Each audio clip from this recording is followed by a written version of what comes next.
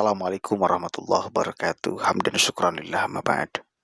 Sahabat Indonesia Plural yang saya hormati dan saya banggakan, satu rangkaian dari video yang tadi ini saya kira layak untuk kita simak sama-sama apa yang dibicarakan oleh Kiai atau Gus Abbas Buntet ya.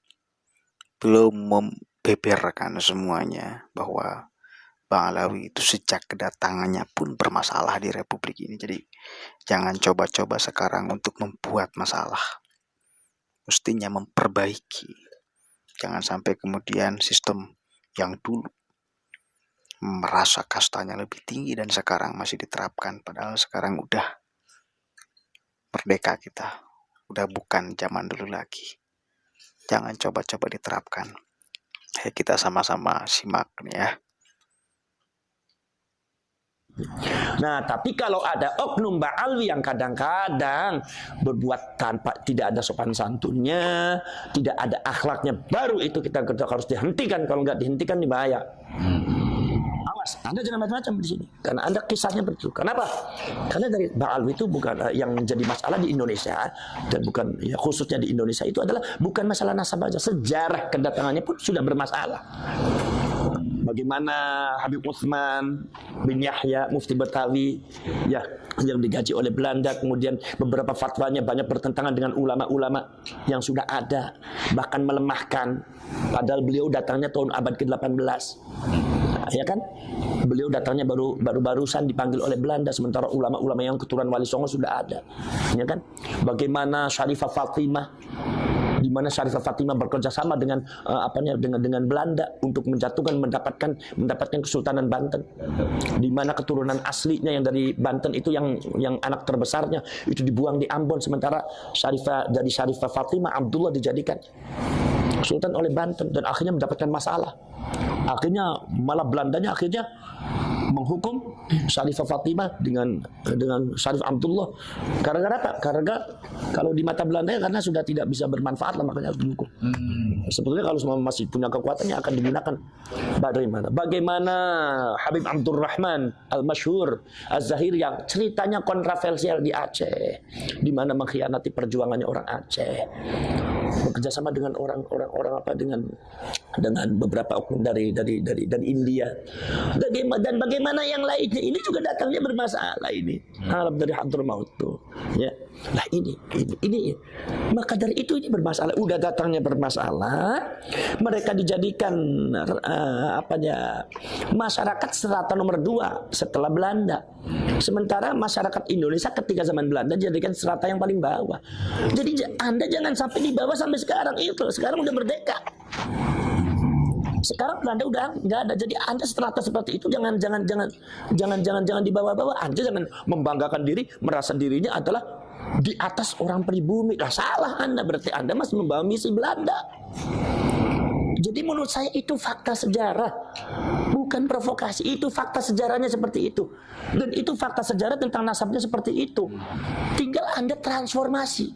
Kaum Ba'alwi itu mengadakan transformasi. Tunjukkan kepada masyarakat bahwa kami tidak seperti itu. Bahwa kami sekarang tidak seperti itu. Dulu sama Belanda iya, tapi sekarang kami niat untuk setia kepada Indonesia. Dan jangan buat provokasi dan buat kerusuhan, kegaduhan ada di Indonesia.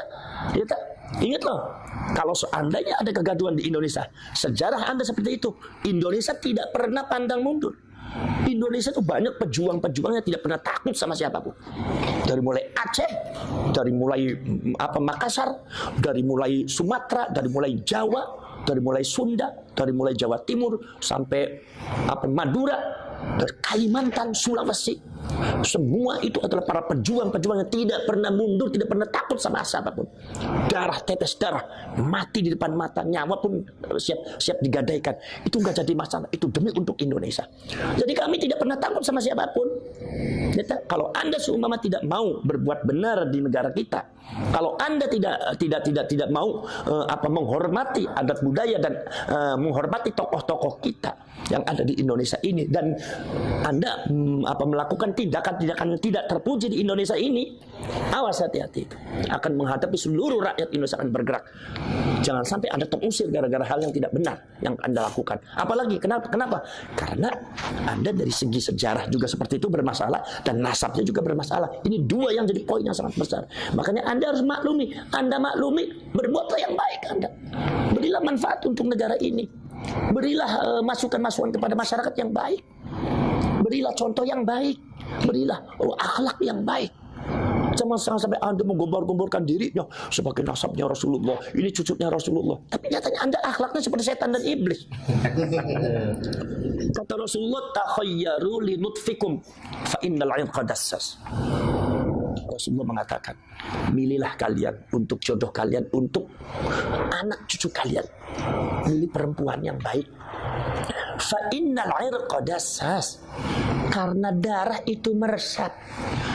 Resapannya darahnya Rasulullah, ya akhlaknya baik, ya tawadu, seperti akhlak-akhlak dan ketawaduannya cucunya Rasulullah dari Wali Songo.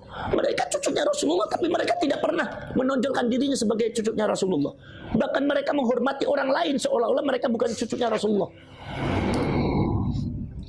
Coba anak keturunannya Wali Songo berapa tahun tidak pernah mengakui, bahkan ada yang mengatakan itu adalah palsu. Apakah bergejolak? Tidak, biasa saja. Kenapa? Karena kemuliaan bagi kami bukan terletak pada nasab. Maniftakhara bin nasabi wal abad dhahabat barakatuh.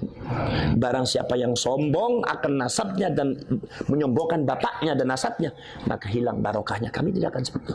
Maka abah kami, mbah kami, datuk kami tidak pernah mengajarkan untuk membanggakan nasab. Makanya kebanyakan nasab mereka dipegang oleh orang yang dipercaya, mastur yang lain tidak kasih tahu. Kenapa? Barangkali ada orang keracunan nasab, mabok nasab, akhirnya berbuat sesuatu yang tidak benar. Ini sungguh yang namanya darah itu meresap. Anda darahnya siapa? Darahnya Rasulullah. Akhlaknya akan seperti ini. Anda seperti itu. Apa betul Anda darahnya Rasulullah? Apalagi Anda sejarahnya seperti ini. Apalagi Anda secara nasab Anda seperti ini. Sementara anak perilakunya seperti ini. Jangan-jangan itu benar bahwa Anda itu bukan cucunya Rasulullah. Jangan-jangan itu benar bahwa Anda itu adalah orang Yahudi yang sukanya memberontak. Jangan sampai masyarakat punya asumsi seperti itu. Adakan transformasi secepatnya. Jadi masyarakat Ba'alwi, udah kami diakui sebagai nasabnya Rasulullah atau tidak, udah kami yang penting berilah kiprah yang positif terhadap negara Indonesia, bangsa Indonesia. Jangan buat kekacauan, jangan buat kegaduhan, jangan menanamkan hal-hal yang tidak baik, jangan meracuni masyarakat untuk benci kepada ini, benci kepada ini, benci kepada ini. Apalagi mengucapkan kata-kata yang tidak sopan. Mana ada cucunya Rasulullah bicara seperti itu. Jadi akhirnya masyarakat sudah asumsi sudah jelek bahwa oh ini akan seperti, oh berarti seperti ini, berarti karena fa innal 'irqa dassas, yang namanya darah itu meresap. Anda resapannya dari siapa? Kalau dari Rasulullah akan seperti ini. Karena akhlaquhul Quran, akhlaknya Rasulullah adalah Al-Quran. Ya kan? Rasulullah dibanggakan oleh Allah Subhanahu wa taala, fa innaka la'ala khuluqin azim. Akhlaknya Rasulullah menonjol ke akhlaknya. Maka yang meresap kepada anak cucunya adalah akhlaknya. Kalau Anda akhlaknya mukhalifun lirrasul, ada seorang laki-laki mengaku dirinya, di dalam dirinya ada darahnya Rasul, tapi akhlaknya, sifatnya, tingkah lakunya, pola hidupnya bertentangan dengan Rasul, siapa yang mau percaya?